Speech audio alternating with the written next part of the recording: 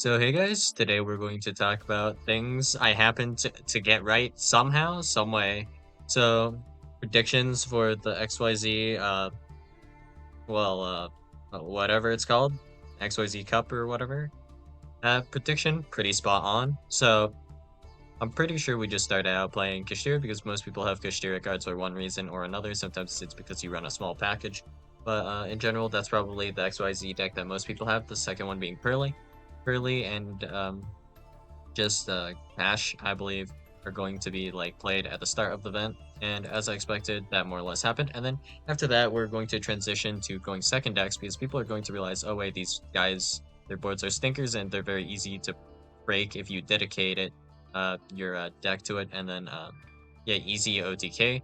And then after that point, uh, people will realize, oh wait a second, you can't run that much like back row removal and interaction stuff to stay consistent. So now we have to run control, and yeah, so control decks come into the equation here, so like stun, labyrinth, whatever. And that's about as far as I saw the meta developing. I didn't see it like developing too much further, and this is more or less what happened. Well, next thing that I kind of predicted, I'll give myself half points on this. By using my conspiracy theory with the Therian cards, I had a small prediction. So if you looked at the different typings of the Therian cards, they are all like very different typings, right? We have like reptile, plant, warrior, and machine. So out of all of the different typings that the Therian cards have, the worst ones were definitely, and I guess still kind of are, they would be reptile and aqua. So Therion released before Tearlament, right? So Therion Reperfume is also an aqua monster, so if you really thought about it, then this was released before uh, a relatively powerful aqua deck, right? In this case, it would be Tearlament. So my prediction was that a strong reptile deck would be dropping sometime in the future. And to this, I will say half points. I don't know what happened because for some reason, a deck called Snake Eye, snake, as in the reptile snake, well, they're pyros, so, you know, I'll give myself half points because they say snake on them, you know. This one's a dragon, that's some insult to injury right there. Why isn't this a reptile, honestly? Why are none of these reptiles? Hmm. So half points on that conspiracy theory, I suppose. And then, there isn't that much more that I think I've like made extremely good predictions for, but well, actually, no wait, there is one more. So by looking at recently released archetypes and like the general design philosophy around them, if you've actually noticed with a lot of the newer archetypes we've gotten recently, if we look at like Pearly, um, we have Kushtira, and Tillman is like not so much in this regard, I guess. But if we look at like Kashtira, Fenrir here, Pearly, we can go like Vanquish Soul. If we go over the majority of newer archetypes, it's not going to be all of them, of course, but primarily these cards are no longer just going to all be Unga Bunga we Omni negating.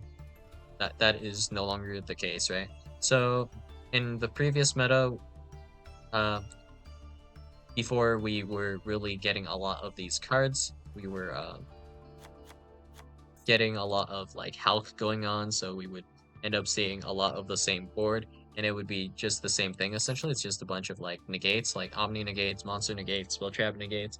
There's like a negate for every action you take. That's essentially the kind of decks we were getting. And then we transitioned to more interaction, just like in general interaction, aside from just like negates.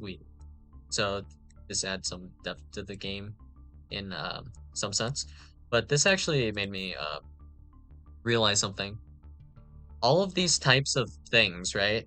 like all of this type of interaction that they have like one fatal flaw, right? So actually, if we go here, Fire King as well, uh, for the most part, there's like usually only one negate if at all. So like Vanquish Soul doesn't have any, Kashira doesn't have any negates. Pearly and Fire King both have like one negate. If we're talking about specifically in Dark type and access wise, you have like access to some negates of Fabulosa and stuff. But the important thing to actually take note of here is that the majority of these cards, their removal options are not usable in like the damage step, and therefore would be weakened in the battle phase, which is something I noticed, and I kind of predicted that, well, something like Tenpai would happen. Uh, in a previous video, well, I'm just talking for like about half an hour about how I think there is definitely a gap to be filled here, because all these interactions don't work in like the damage step. So I was mostly talking about how if we had like a card that worked similar to like infinite impermanence that could be activated in hand, like a Mirror Force or something. I think that was mostly the premise. Uh, like that type of card, like just with that kind of timing. If you like, for example, were to attack with I don't know Fenrir or something, and then you just get Mirror Force point blank, not much you can do about that, right? So that type of thing is what I was looking at mostly, because with how rulings work, right? This is a really good example, I guess. So if we go to Doom King Ballad Rock, we have this effect. Once per chain, when a zombie monster, except for Doom King Ballad Rock, activates its effect, except during the damage step. Quick effect, you can apply one of these effects, but you cannot apply that same effect to Doom King Ballad Rock again this turn. Negate that effect, banish one monster from the field or graveyard. So this effect notably cannot activate during the damage step, but it can activate at any other time. So if there was like a deck, which there would be like a perfect niche developing because of all of our newer cards not being as negate heavy, specifically even with Therian King Regulus, that negates effect and not activation, so it's also weak to essentially effects that would activate during around like damage step and damage calc, that type of thing. So all of these guys have that in common, that if something were to activate during that window, they would have no response, making it like fairly strong and once again viable to have like cards that actually activate and work around the battle phase. So like if we look at Warrock is probably like completely and utterly a failure. I don't know exactly what Tenpai does, but if it's good, I assume it works pretty well, right? So yeah, this is kind of what I was like expecting to happen eventually. So yeah, I'll call that another W.